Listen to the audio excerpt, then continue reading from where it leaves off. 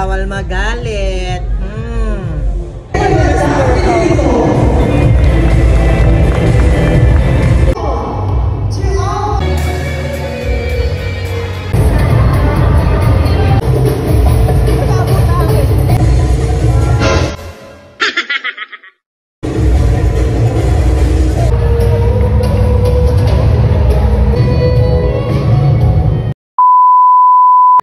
Hello everyone, no? So ngayon is naimbitahan naman tayo na maghurado sa isang pageant ng mga SK dito sa bayan ng Ujongan. So si Akla naman tagpa-oo kahit walang talent fee. Charot! Kasi mahal na po talaga yung aking. Charot!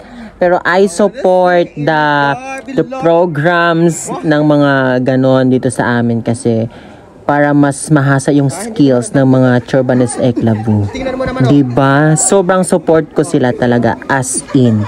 So dito naman is bumili ako ng aking, ayan o, nakikita nyo yan mga inday, nitong pangtakip sa dibdib ba yan? O basta nipple pad siguro for Chorbanes video.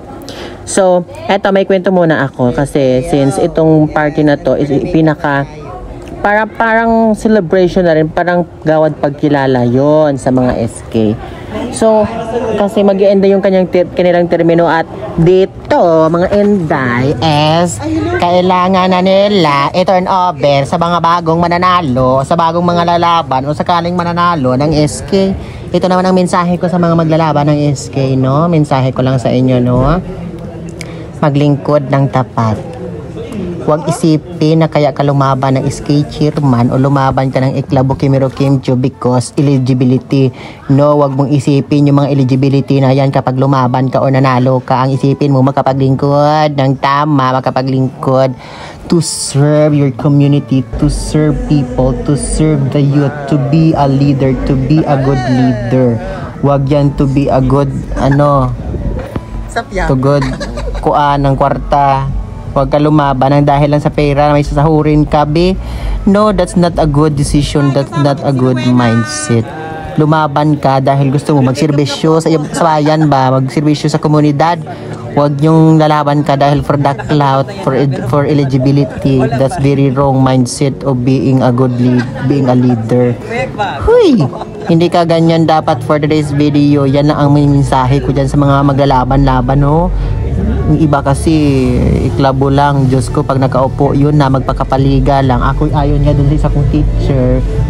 Diyos ko, baka pag nanalo ka na pagiging SK chairman ay magpakapaliga ka na lang, magpakapalaro ka na lang, gumawa ka din minsan ng mga programa na mabubusog din at ang iyong komunidad. So kasama ko pala dito si Charles Abling. Nagwali na tayo for this video. Sabi ko siya i-assist nyo ako. And thank you so much for my makeup artist Chamsi, and sino yung isang lalaki na yan. Thank you so much for assisting me tonight kasi kailangan bonggahan for today's video. At sa part na ito is nahirapan talaga yung makeup artist kung paano ilagay yung buhok na at baka tayo ay mapura look for today's event. No. Thank you po. Bawal magalit. No. At dito naman sa part na ito, hindi pa nga nagsisimula ang program, inaantok na talaga ito. Ay naku. So nagsimula nga na magsalita yung puging SK na nga Jongan. Hi baby, charot. At ito, pambugad na pagsasayaw ng mga TVF dancers.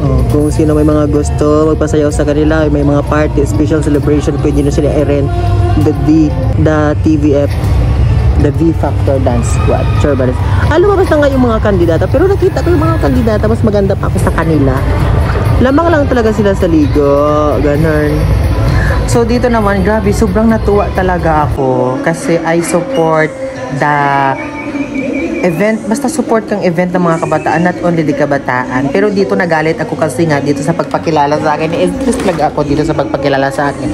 Akalain mo ba yon? Tinawag ako na sir, Diyos ko yung Ginoo ko, nagwig pa ako dyan, bukas pa yung aking damit sa likod, pero tinawag akong sir. Ay, Chorbanes Eklabu. Ano ba naman? Wag naman ganon. Charot.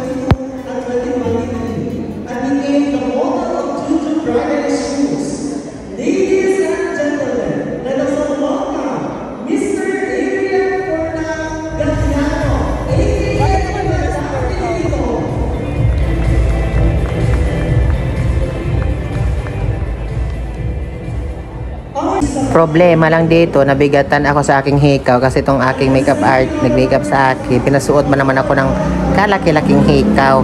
Tingnan mo kung gaano siya kalaki. Pinag-isampal sa mukha ng mga chismosa. Mga chismosang lagi na lang chismis ng chismis. Ayan o, tingnan mo, pinag-ipalunok sa kanila. So, grabe talaga dito. The best talaga yung kanilang mga barangay attire. Grabe, ang gaganda, napakatalentado talaga ng mga kabataang Odionganon. I am so proud and so blessed to be Odionganon. Hindi ko lang alam kung blessed din sila naging Odionganon ako. Charot! Hindi nga palay! Oo nga o, hindi yan palay o. Ay, dito naman, Diyos ko, buti nga may binigay na pagkain ng management. Water, tubig, at meron pang iba. Nagutom na kasi sobra talaga. As in, sobrang nakakagutom. Sobra, di ko alam kung bakit sobra akong nagutom. Malamang walang kinain. Ikaw ba naman? Pupunta ka dyan, walang kinain. Tapos anong oras na natapos, ang daming award na naganap. Pero nakakabusog tong lalaki na to. Tingnan nyo, grabe talaga. 400 million. Hindi ako nabusog dyan sa babae. Dito talaga ako nabusog sa lalaki. Hoy, huwag kong iklabo dyan. Oh my God, this is the most beautiful lady I see. I see. Charot. Ay, may naalala ko.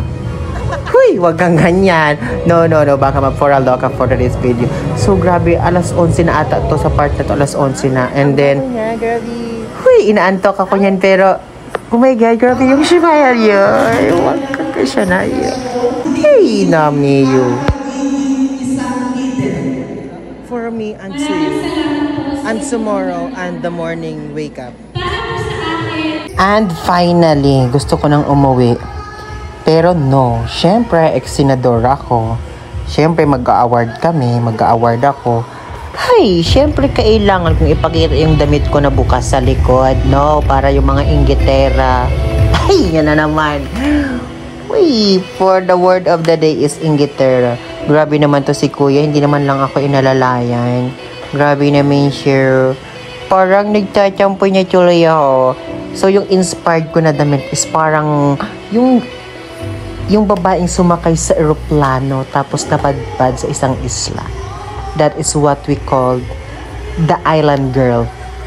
Sino ka dyan? Siyempre, malandi ako dahil hindi ako papayag na hindi ako sa kanya makakapagpa-picture bago umuwi. No! The best achievement during that night. At sa part na to, malapit nang umuwi. Grabe, iniisip ko na naman dito dahil kung paano umuwi. At dati ko pa naman dala at ng oras na alauna na ata o 12, something ganun. So, ayan, pauwi na ako. May dala pang sako, dala-dala. Ang dami kong dala-dala. Ito lang talaga yung problema minsan sa pag nagja-judge ka, no? Yung mga gantong bagay. Diyos ko, nakakatakot na umuwi, mga mahal. Di sana nag-enjoy sa kayo sa panonood. Basta ako napagod.